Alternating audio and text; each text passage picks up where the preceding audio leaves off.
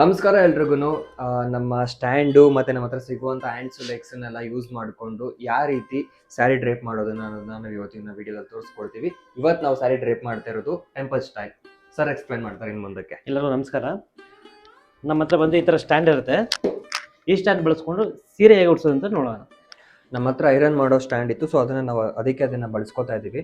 ನಿಮ್ಮ ಹತ್ರ ಸ್ಟ್ಯಾಂಡ್ ಇಲ್ಲ ಅಂತ ಅಂದರೆ ಕೆಳಗಡೆ ಫ್ಲೋರ್ ಮೇಲೂ ಕೂಡ ಇದೇ ಥರ ಮಾಡ್ಕೋಬೋದು ಅಲ್ವಾ? ಮಾಡ್ಕೊ ನೋಡಿ, ಇದು ನಾವು ಲಾಸ್ಟ್ ಪೊಸಿಷನ್ ಇದೆಯಲ್ಲ, ಆ ಲಾಸ್ಟ್ ಪೊಸಿಷನಿಂದ ನೀವು ಫ್ಲಿಟ್ ಮಾಡ್ಕೋಬೇಕಂತ.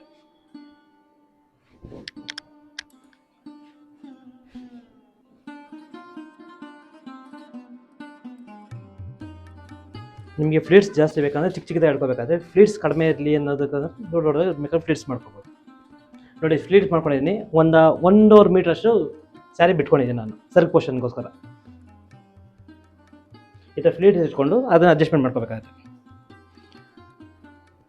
ಅಡ್ಜಸ್ಟ್ಮೆಂಟ್ ಮಾಡಿಕೊಂಡು ಇಲ್ಲಿ ಒಂದು ಥ್ರೆಡ್ ಕಟ್ಕೋಬೇಕಾಗುತ್ತೆ, ಏಕೆಂದರೆ ಬಾರ್ಡ್ರ್ ಆ ಕಡೆ ಈ ಕಡೆ ಹೋಗದೆ ಇರಲಿ ಅನ್ನೋದಕ್ಕೋಸ್ಕರ.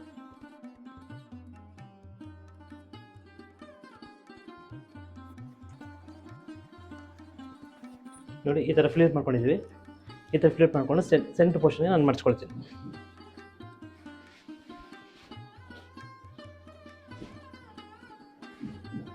ನೋಡಿ, ಈ ಥರ ಮಾಡ್ಕೊಂಡಿದ್ದೀವಿ.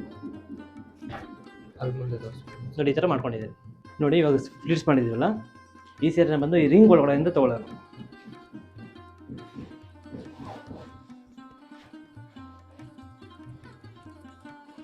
ಎರಡು ಲೆವೆಲ್ ನೋಡ್ಕೋಬೇಕಾಗುತ್ತೆ. ಲೆವೆಲ್ ನೋಡ್ಕೊಂಡು ಇಲ್ಲೊಂದು ಥ್ರೆಡ್ ಕಟ್ಕೊಳ್ಳೋಣ. ನೋಡಿ, ಬಿನಿಯಲ್ಲಿ ನಾವು ಇವಾಗ ಅಕ್ಕಿ ತುಂಬಿಸ್ಕೊಂಡಿದ್ದೀವಿ. ಸೊ ನೀವು ಅಕ್ಕಿ ಆದರೂ ಹಾಕೋಬೋದು, ನೀರಾದರೂ ಹಾಕೋಬೋದು. ನಿಮ್ಮ ಮೇಲೆ ಏನು ಪ್ರೊಸೀಜರ್ ಇದೆ ಅದನ್ನು ಫಾಲೋ ಮಾಡ್ಕೊಳ್ಳಿ. ಜಸ್ಟ್ ಇದನ್ನು ಹಿಂಗೆ ಇಡ್ತೀನಿ. ಹಿಂಗೆ ಇಟ್ಬಿಟ್ಟು ಜಸ್ಟ್ ಒಂದೇ ಒಂದು ಥ್ರೆಡ್ ಕಟ್ಕೊಳ್ತೀನಿ. ಏನಕ್ಕೆ ಅಂತ ಹೇಳಿದ್ರೆ, ಆ ಕಡೆ ಈ ಕಡೆ ಹೂವು ಹಾಕಿದಾಗ, ವೆಯ್ಟ್ ಹಾಕಿದಾಗ ಒಂಚೂರು ಆಡೋದಿಲ್ಲ. ಬಟ್ ಏನಂದ್ರೆ ಒಂದು ಸೇಫ್ಟಿಗೋಸ್ಕರ ಅಷ್ಟೇ. ಇಲ್ಲಿ ಪೆಂಡಿಂಗ್ ಬಿಟ್ಕೊಂಡಿದ್ವಲ್ಲ ಸೆರಗು ಪೋರ್ಷನ್ನು, ಅದನ್ನು ಬಂದು ಫ್ಲೀಟ್ಸ್ ಮಾಡ್ಕೊಳ್ಳೋಣ.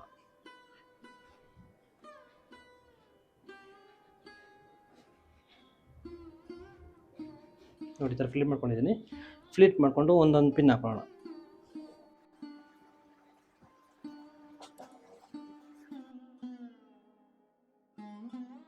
ನೋಡಿ, ಈ ಥರ ಫ್ಲಿಪ್ ಮಾಡ್ಕೊಂಡಿದ್ದಿಲ್ಲ, ಈ ಪೊಸಿಷನ್ಗೆ ಪಿನ್.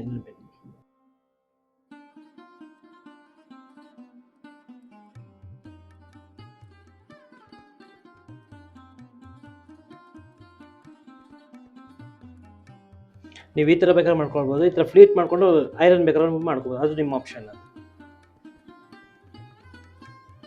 ಓಕೆ, ಇದು ರೆಡಿ ಆಗಿದೆ. ಹಾಗೆ ನಮ್ಮ ಹತ್ರ ವರಮಹಾಲಕ್ಷ್ಮಿ ಹ್ಯಾಂಡ್ಸ್ ಆ್ಯಂಡ್ ಲೆಗ್ಸ್ ಕೂಡ ಸಿಗುತ್ತೆ.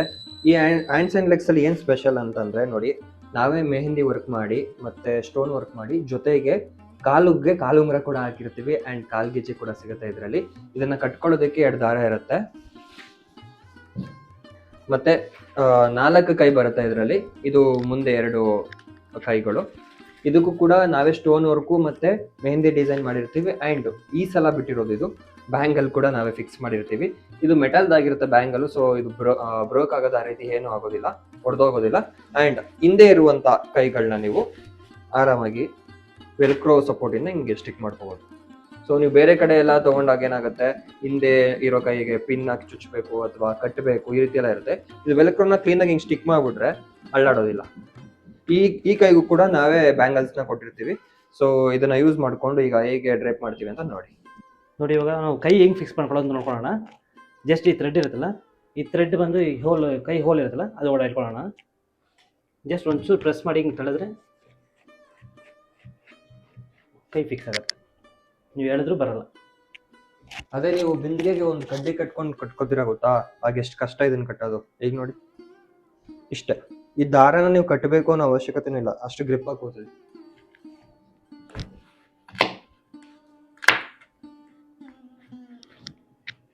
ಈ ಥ್ರೆಡ್ ಇದೆಯಲ್ಲ, ಇದನ್ನು ಹಿಂಗೆ ಕಟ್ಕೊಂಬಿಡೋಣ.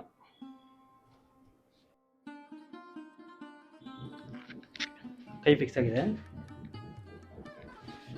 ಕೈಗೆ ಬಂದು ನೆಕ್ಸ್ಟ್ ಬ್ಲೌಸ್ ಹಾಕೊಳ್ಳೋಣ.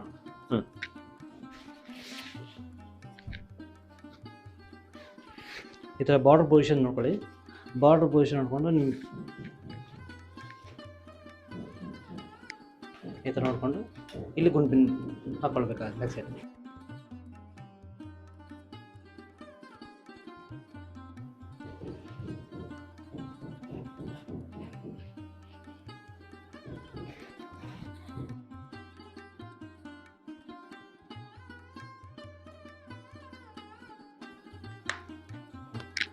ಒಂದು ಕೈ ಪೊಸಿಷನ್ ರೆಡಿ ಆಗಿದೆ. ಸೊ ಇಷ್ಟೇ, ನೀವೇನೇ ಮಾಡ್ರೂ ಅಳ್ಳಾಡೋದಿಲ್ಲ. ಇವಾಗ ಬ್ಲೌಸ್ ಹಾಕೊಂಡಿದ್ದೀವಿ. ನೆಕ್ಸ್ಟ್ ಚೆಸ್ಟ್ ಪೋರ್ಷನ್ ನಿಮ್ಗೆ ಇನ್ನೂ ದೊಡ್ಡದು ಬೇಕಂದ್ರೆ ಇಲ್ಲಿ ಒಂಚೂರು ಬಟ್ಟೆ ಇಟ್ಕೊಳ್ಬೇಕಾಗುತ್ತೆ. ಎಕ್ಸ್ಟ್ರಾ ಬ್ಲೌಸ್ ಪೀಸ್ ಇಟ್ಕೊಂಡು ಕವರ್ ಮಾಡ್ಕೊಬೇಕಾಗುತ್ತೆ. ಚೆಸ್ಟ್ ಪೋರ್ಷನ್ ಮುಂದೆ ಬರೋಕ್ಕೋಸ್ಕರ ಒಂದು ಬ್ಲೌಸ್ ಪೀಸ್ ಇಟ್ಕೊಳ್ಳೋಣ. ಬ್ಲೌಸ್ ಪೀಸ್ ಇಟ್ಕೊಂಡು ಈ ಬ್ಲೌಸ್ ಇರುತ್ತಲ್ಲ, ಈ ಬ್ಲೌಸ್ ಪೀಸ್ನಲ್ಲಿ ಕವರ್ ಮಾಡ್ಕೊಂಡು ಒಂದು ಥ್ರೆಡ್ ಕಟ್ಕೊಳ್ಳೋಣ. ಹೀಗೆ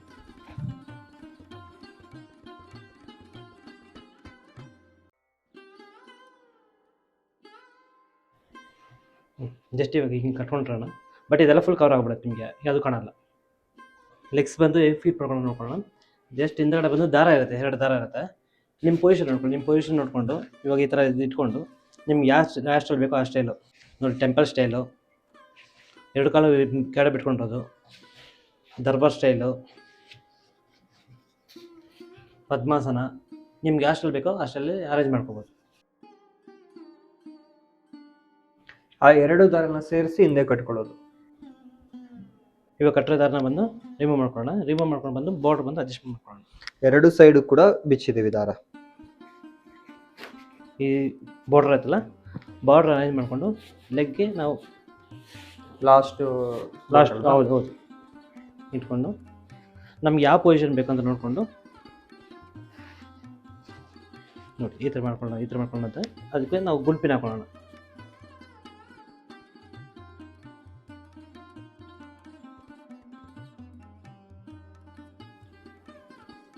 ಇವಾಗ ಆ ಸೈಡು ಅದೇ ಥರ ಮಾಡ್ಕೊಳ್ಳೋಣ.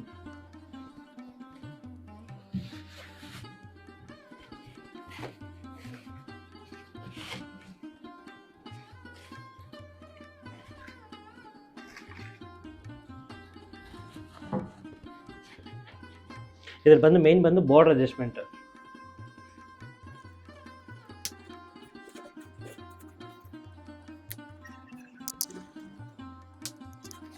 ಇವಾಗ ಲೆಗ್ಸ್ ರೆಡಿ ಇದೆ. ಪೊಸಿಷನ್ ಯಾವ ಪೊಸಿಷನ್ ಬೇಕೋ ಆ ಪೊಸಿಷನ್ ಮಾಡ್ಕೊಳ್ಳೋಣ.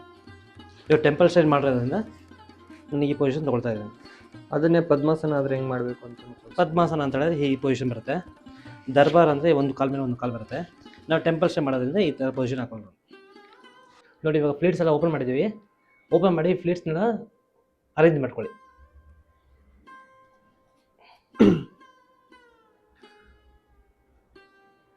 ನಾವಿಲ್ಲಿ ಕೆಳಗಡೆಗೆ ಪೀಠ ಎಕ್ಸ್ಟ್ರಾ ಆ್ಯಡ್ ಮಾಡ್ಕೊಂಡಿದ್ದೀವಿ. ನಿಮ್ಮ ಹತ್ರ ಪೀಠ ಇಲ್ಲ ಅಂತ ಅಂದರೆ ನಾವು ಕೆಳಗಡೆ ಕೊಟ್ಟಿರ್ತೀವಲ್ಲ, ಅದು ಕೂಡ ಇನ್ನು ಕಾಣಿಸೋದಿಲ್ಲ. ಈ ಸ್ಯಾರಿಲೇ ಕವರ್ ಆಗಿಬಿಡುತ್ತೆ ಅದು. ನಿಮ್ಗೆ ಎಕ್ಸ್ಟ್ರಾ ಗ್ರ್ಯಾಂಡ್ ಬೇಕಂದ್ರೆ ಪೀಠ ಯೂಸ್ ಮಾಡ್ಕೋಬೋದು. ಇದು ಬಂದು ಮೆಟಲ್ಲು ಇರುತ್ತೆ, ಫೈಬರ್ಲು ಇರುತ್ತೆ. ಇವಾಗ ಫ್ಲೀಟ್ಸ್ ಮಾಡ್ಕೊಂಡಿದ್ವಲ್ಲ, ಆ ಸ್ಯಾರಿನ ಮುಂದಗಡೆ ತೊಗೊಳೋಣ. ಇದು ಬಂದು 2 ಟೈಪಲ್ಲೂ ಹಾಕೊಳ್ಬೋದು. ಒಂದು ಸೈಡಲ್ಲೂ ಹಾಕೊಳ್ಬೋದು ನೋಡಿ. ಈ ಥರನೂ ಹಾಕೊಳ್ಬೋದು. ಇಲ್ಲ ಅಂತ ಹೇಳಿದ್ರೆ ಎಕ್ಸ್ ಶೇಪಲ್ಲಿ ಹಾಕೋಬೋದು. ಈ ಥರ ಫ್ರಂಟ್ ತೊಗೊಂಡು ಹಿಂಗೆ ಫೋಲ್ಡ್ ಮಾಡಿಕೊಂಡು ಎಕ್ಸ್ ಶೇಪಲ್ಲೂ ಹಾಕೋಬೋದು. ನಿಮ್ಗೆ ಯಾವ ಥರ ಬೇಕೋ ಆ ಥರ ಮಾಡ್ಕೊಳ್ಬೋದು. ನಾನು ಇವಾಗ ಫ್ರಂಟ್ ಸೈಡಿಂದ ಹಾಕೊಳ್ತೀನಿ.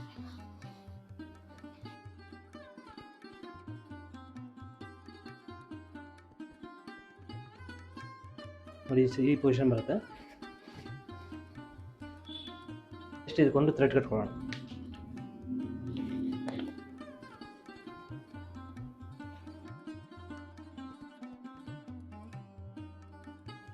ಈ ಪೊಸಿಷನ್ಗೆ ಬಂದು ನೀವು ಡಾಬ್ ಹಾಕೊಳ್ಬೇಕಾಗುತ್ತೆ. ಈ ಥ್ರೆಡ್ ಕಾಣಬಾರ್ದಂದ್ರೆ ಒಂದು ಡಾಬ್ ಹಾಕೊಳ್ಬೇಕಾಗುತ್ತೆ.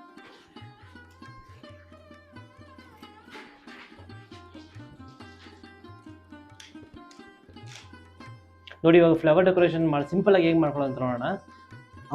ಸಿಂಗಲ್ ಒಂದು ಹಾರ ತೊಗೊಂಡಿದ್ದೀನಿ. ಹಾರ ತೊಗೊಂಡು ಈ ಥರ ಕಟ್ಕೊಳ್ತಾ ಇದ್ದೀನಿ. ಇಲ್ಲಿ ಥರ ಗ್ಯಾಪ್ ಕೊಟ್ಟಿರ್ತೀವಿ. ಸೊ ಇದ್ರ ಒಳಗಡೆ ನೀವು ದಾರ ಹಾಕ್ಕೊಂಡು ಇದನ್ನು ಅಡ್ಜಸ್ಟ್ ಮಾಡ್ಕೊಂಡು ಕಟ್ಕೋಬೋದು. ಈ ಥರ ಸಿಂಪಲಾಗಿ ಬೇಡ ಅಂತಂದರೆ ನಾನು ಇಲ್ಲಿ ಮೇಲ್ಗಡೆ ಪಿಕ್ಚರ್ಸ್ ಕೊಟ್ಟಿರ್ತೀವಿ ನೋಡಿ, ನಾವು ಲಾಸ್ಟ್ ಇಯರ್ ಎಲ್ಲ ಮಾಡಿರೋದು. ಆ ಥರದ್ದನ್ನು ಕೂಡ ನೀವು ಆರಾಮಾಗಿ ಫಿಕ್ಸ್ ಮಾಡ್ಕೋಬೋದು. ನೋಡಿ ಸಿಂಪಲಾಗಿ ಒಂದು ಹಾರ ಇಟ್ಕೊಂಡು ಹೆಂಗೆ ಮಾಡಿದೆ ಅಂತ ನೋಡಿ. ಇವಾಗ ಹಿಂದೆಗಡೆ ಪ್ರಭಾವಳಿ ಫಿಕ್ಸ್ ಮಾಡ್ಕೊಂಡು ಹಾಕೊಂಡು ಇವಾಗ ಕಾಯಿ ಇಟ್ಟು ಫೇಸ್ನ ಫಿಕ್ಸ್ ಮಾಡ್ಕೊತಾ ಇದ್ದೀವಿ.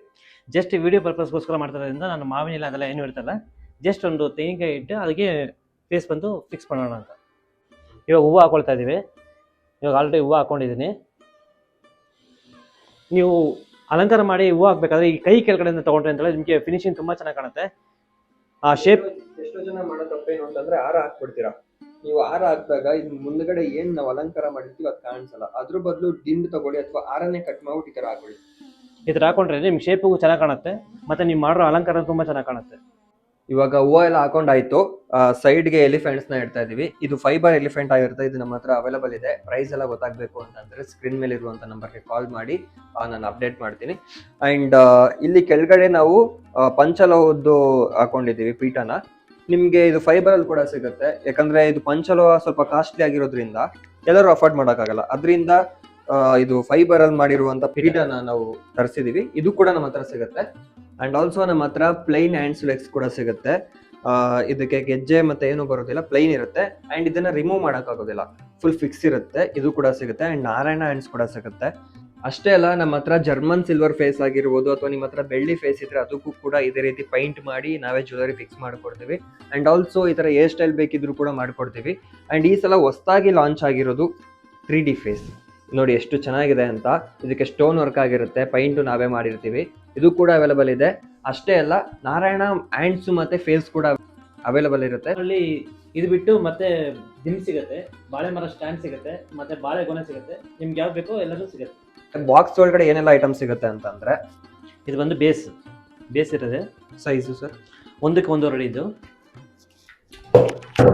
ಮತ್ತೆ ಇದು ಕಳಸ ಇಡುವಂಥ ರಿಂಗ್ಸು, ಇದು ಕೈ ಕಟ್ಟುವಂಥ ರಾಡು, ಇದು ಬ್ಯಾಕ್ ರಾಡು, ಇದು ಫ್ಲವರ್ ಡೆಕೋರೇಷನ್ ಮಾಡೋದಕ್ಕೆ ಬ್ಯಾಕ್ ಆರ್ಚು, ಪ್ರಭಾವಳಿ. ಪ್ರಭಾವಳಿ. ಇದು ಬಂದು ಬೇಸ್ ಅಡ್ಜಸ್ಟ್ಮೆಂಟ್ ರಾಡ್. ಇದು ಕಾಲ್ಗಳು. ಹೌದು. ಇದು ಬಂದು ಟೂಲ್ಸ್ ಕಿಟ್ ನಾವೇ ಕೊಡ್ತೀವಿ. ಇದನ್ನ ಇದ್ರ ಮುಖಾಂತರ ನೀವು ಆರಾಮಾಗಿ ಎಲ್ಲಾನು ಫಿಟ್ ಮಾಡ್ಕೋಬಹುದು. ಮತ್ತೆ ಇವಾಗ ಇದನ್ನ ಹೇಗೆ ಫಿಟ್ ಮಾಡೋದು ಅಂತ ತೋರಿಸ್ತೀವಿ. ಈ ಬೇಸ್ನಲ್ಲಿ ಇಲ್ಲಿ ಬೋಲ್ಟ್ ಇರುತ್ತೆ. ಈ ಬೋಲ್ಟ್ ಸಿಸ್ಟಮ್ ಅಲ್ಲಿ ಇದ್ರ ಬಂದು ನಾವು ಥ್ರೆಡಿಂಗ್ ಅಲ್ಲಿ ಟೈಟ್ ಮಾಡ್ಕೋಬೇಕಾಗತ್ತೆ. ನೋಡಿ, ಬೇಸ್ ಇವಾಗ ರೆಡಿ ಆಗಿದೆ. ಸ್ಟೂಲ್ ಟೈಪ್ ರೆಡಿ ಆಗಿದೆ ಇವಾಗ. ಸೊ ಇದು ತುಂಬಾ ಗಟ್ಟಿ ಇರೋದ್ರಿಂದ ನೀವು ಎಷ್ಟೇ ದೊಡ್ಡ ಬಿನ್ಗೆ ಇಟ್ರು ಕೂಡ ಏನೂ ಆಗಲ್ಲ. ಗೇಜ್ ತುಂಬಾ ಚೆನ್ನಾಗಿದೆ. ನೀವು ಕೂತ್ಕೊಂಡ್ರು ಏನಾಗಲ್ಲ. ಆಮೇಲೆ ಬೇಕಾದ್ರೆ ಕೂತ್ಕೊಂಡು ತೋರಿಸ್ತೀವಿ. ಇದು ಬ್ಯಾಕ್ ರಾಡ್ ಕೆಳಗಡೆ ಬೋಲ್ಟ್ ಇರುತ್ತೆ.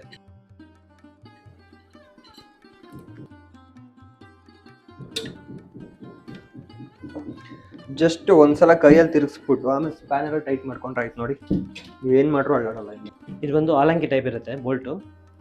ಈ ಆಲಂಕಿಯಿಂದ ಟೈಟ್ ಅಂಡ್ ಲೂಸ್ ಬೇಕಾದ್ರೆ ಮಾಡ್ಕೋಬೋದು.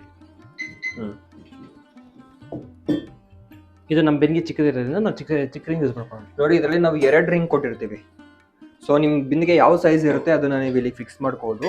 ಅಂಡ್ ಇಲ್ಲಿ ನಾವು ಹೋಲ್ಸ್ ಕೊಟ್ಟಿರ್ತೀವಿ. ನಿಮ್ಗೆ ಎಷ್ಟಕ್ಕೆ ಬೇಕೋ ಅಷ್ಟಕ್ಕೆ ಅಡ್ಜಸ್ಟ್ ಮಾಡ್ಕೊಂಡು ಅಲ್ಲಿಗೆ ಫಿಟ್ ಮಾಡ್ಕೋಬಹುದು.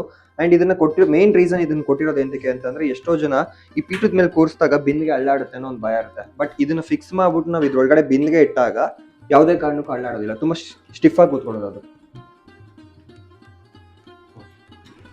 ನಾವು ಇದರಲ್ಲಿ ಇರುತ್ತಲ್ಲ, ಮೊದಲನೇ ಓಲ್ಗೆ ಇದನ್ನ ಫಿಟ್ ಮಾಡ್ಕೊಂಡಿದ್ದೀವಿ. ಇವಾಗ ನಾವು ರಿಂಗ್ ಫಿಟ್ ಮಾಡ್ಕೊಂಡು ಇದು ನಮ್ಗೆ ಇವಾಗ ಅವಶ್ಯಕತೆ ಇಲ್ಲ. ಬೇಕಂದ್ರೆ ನೀವು ದೊಡ್ಡ ಬಿನ್ಗೆ ಯೂಸ್ ಮಾಡಿದಾಗ ಇದನ್ನ ಹಾಕೋಬಹುದು, ಚಿಕ್ಕ ಬಿನ್ಗೆ ಯೂಸ್ ಮಾಡಿದಾಗ ಇದನ್ನ ಹಾಕೋಬಹುದು. ಅಥವಾ 2 ಬಿನ್ಗೆ ಯೂಸ್ ಮಾಡೋರು ಫಸ್ಟ್ ಕೆಳಗಡೆ ಇದನ್ನ ಹಾಕೊಂಡು ಮೇಲ್ಗಡೆಗೆ ಇನ್ನೊಂದು ಚೆಂಬಿಡ್ತಿರಲ್ಲ, ಅವಾಗ ಇದನ್ನ ಮೇಲ್ಗಡೆಗೆ ಹಾಕೋಬಹುದು. ಅವಾಗ್ಲೂ ಕೂಡ ಯೂಸ್ ಆಗುತ್ತೆ. ನೋಡಿ, ಈ ಬಿನ್ಗೆ ನಾನು ಈ ಸೈಜಲ್ಲಿ ಇಟ್ಕೊಂಡಿದ್ದೀನಿ. ನಾನು ಕರೆಕ್ಟಾಗಿ ಫಿಟ್ಟಿಂಗ್ ಆಗೋ ಥರ ಬಿನ್ಗೆ ಇಟ್ಕೊಂಡಿದ್ದೀನಿ. ಇದನ್ನ ಹೆಂಗೆ ಫಿಟ್ ಮಾಡ್ಬೇಕಂದ್ರೆ ಈ ಪೊಸಿಷನ್. ಓಕೆ, ಕರೆಕ್ಟಾಗಿ ಆ ಬಿಂದಿಗೆ ಸೈಜ್ಗೆ ಹಿಂದೆ ಹೋಲ್ ಇರುತ್ತಲ್ಲ ಅಲ್ಲಿ ಫಿಟ್ ಮಾಡ್ಕೋಬಹುದು. ಇಲ್ಲಿ ನಮ್ಗೆ ಭುಜ ಸೈಜ್ ಬರುತ್ತಲ್ಲ, ಈ ಇಲ್ಲಾಂದ್ರೆ ಇನ್ನು ಕೆಳಗೆ ಕೂಡ ಮಾಡ್ಕೊಳ್ಬಹುದು. ಅಂಡ್ ಇದನ್ನ ನಿಮ್ಮ ಆಪ್ಷನ್ ಅದು. ಅಂಡ್ ಇದನ್ನ ನಾವು ಮೇನ್ ಆಗಿ ಏಂತಕ್ಕೆ ಇದನ್ನ ಕೊಟ್ಟಿರೋದು ಅಂತಂದ್ರೆ, ಎಷ್ಟೋ ಜನ ಇವಾಗ ಈ ತರ ಬಿನ್ಗೆ ಕಟ್ತೀರಾ, ಈ ತರ ಬ್ಯಾಲೆನ್ಸ್ ಆಗೋದಿಲ್ಲ ಕಟ್ಟಿದಾಗ. ಕೈ ಕಟ್ಟಿದಾಗ ತುಂಬಾ ಒಂದ್ ಕಡೆ ವಾಲುತ್ತೆ. ಅದನ್ನ ತಪ್ಪಿಸೋದಕ್ಕೆ ಅಂತಾನೆ ಇದ್ರಲ್ಲಿ ನಾವು ಕೊಟ್ಟಿರೋದು. ಈ ಹಿಂದೆ ರಾಡ್ಗೆ ಇದನ್ನ ಹಾಕೊಂಡಾಗ ನೀವು ಎಷ್ಟೇ ವೆಯ್ಟ್ ಇರೋದು ಹಾಕಿದ್ರು ಸ್ಟಿಫ್ ಆಗಿ ಕೂತ್ಕೊಳುತ್ತೆ, ಏನೂ ಆಗೋದಿಲ್ಲ. ಸೊ ನೋಡಿ, ಈ ತರ ಕಾಣಿಸುತ್ತೆ ನಾವು ಇದನ್ನ ಫಿಟ್ ಮಾಡಿದ್ಮೇಲೆ. ನೆಕ್ಸ್ಟ್ ನಿಮ್ಗೆ ಎಷ್ಟೇ ವೆಯ್ಟ್ ಹಾಕಿದ್ರು ತಡೆಯುತ್ತೆ. ನೆಕ್ಸ್ಟ್ ಬಂದು ಇದು ಫ್ಲವರ್ ಡೆಕೋರೇಷನ್ ಮಾಡೋದು. ಇದು ಬಂದು ಹಾಫ್ ರೌಂಡ್ ಇರುತ್ತೆ. ಫುಲ್ ರೌಂಡ್ ಫುಲ್ ರೌಂಡ್ ಕೊಡ್ತೀವಿ. ಫುಲ್ ರೌಂಡ್ ಏನು ಕೊಡ್ತಾರೆ ಅಂದ್ರೆ ಫ್ಲವರ್ ಡೆಕೋರೇಷನ್ ಮಾಡೋದು ಕಷ್ಟ ಆಗುತ್ತೆ ಅನ್ನೋದಕ್ಕೋಸ್ಕರ ಹಾಫ್ ರೌಂಡ್ ಕೊಟ್ಟಿದ್ವಿ. ಇಲ್ಲಿ 2 ಹೋಲ್ ಇರುತ್ತೆ. ಅಂಡ್ ಇಲ್ಲೇ ನಾವು ಸ್ಕ್ರೂ ಕೊಟ್ಟಿರ್ತೀವಿ. ಇದನ್ನ ರಿಮೂವ್ ಮಾಡಿ ಜಸ್ಟ್ ಅದೇ ಪ್ಲೇಸಿಗೆ ಅದನ್ನ ಫಿಕ್ಸ್ ಮಾಡ್ಕೋಬೇಕಷ್ಟೇ. ಸೊ ನಾವು ಫಿಟ್ ಮಾಡಿದ್ಮೇಲೆ ಈ ತರ ಬರುತ್ತೆ ನೋಡಿ. ಏನು ಕೂಡ ಲೂಸ್ ಅಂತ ಅನ್ಸೋದಿಲ್ಲ, ಕರೆಕ್ಟಾಗಿ ಫಿಟ್ ಆಗಿ ಕೂತ್ಕೊಳ್ಳುತ್ತೆ. ಅಂಡ್ ಇವಾಗ ಇದನ್ನ ಹಿಂದೆಗಡೆ ಹಾಕೊಳ್ಳೋದು. ಇದನ್ನ ತಿರ್ಸ್ಕೊಂಡು. ನೋಡಿ ಇಲ್ಲಿ 2 ಬೋಲ್ಟ್ ಇರುತ್ತೆ, ಇಲ್ಲೊಂದು ಬೋಲ್ಟು ಇಲ್ಲೊಂದು ಬೋಲ್ಟು, ಈ 2 ರಿಮೂವ್ ಮಾಡ್ಕೋಬೇಕು. ಅಂಡ್ ಎಲ್ಲೂ ಕೂಡ ನಿಮ್ಗೆ ಇದು ಬೋಲ್ಟ್ ಮಿಸ್ಪ್ಲೇಸ್ ಆಗೋದಿಲ್ಲ, ಯಾಕಂದ್ರೆ ನಾವು ಸಪ್ರೇಟ್ ಆಗಿ ಬೋಲ್ಟ್ ನ ಒಂದು ಪ್ಯಾಕೆಟ್ ಅಲ್ಲಿ ಹಾಕೊಡೋದು ಆ ರೀತಿ ಮಾಡೋದಿಲ್ಲ, ಎಲ್ಲ ಅದ್ರಲ್ಲೇ ಫಿಟ್ ಆಗಿರುತ್ತೆ. ನೀವು ಜಸ್ಟ್ ಅದನ್ನ ರಿಮೂವ್ ಮಾಡ್ಕೊಂಡು ಇದನ್ನ ಫಿಕ್ಸ್ ಮಾಡ್ಕೋಬಹುದು.